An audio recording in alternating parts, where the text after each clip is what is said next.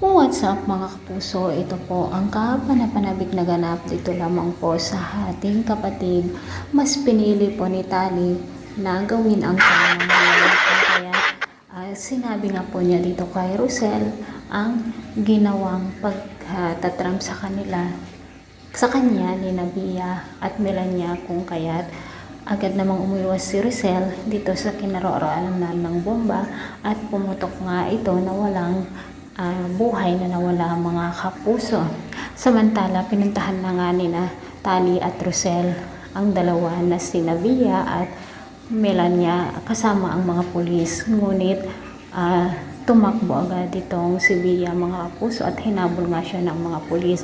Samantala, may baril naman itong si Melania at nakipaglaban siya dito sa mga pulis, kung kaya't ito ang dahilan ng kanyang pagkawala.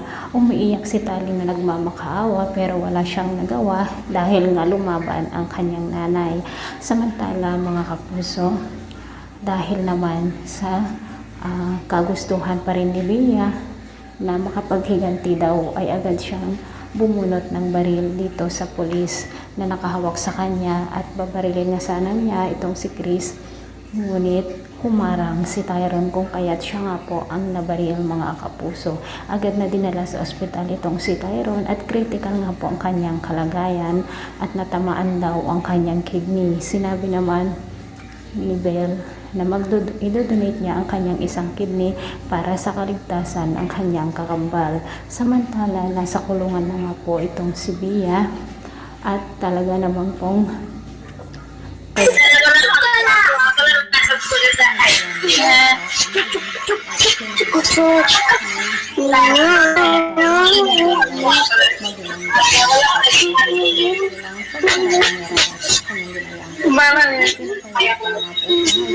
dito sa kulungan ng kanyang mga kasamang bilanggo.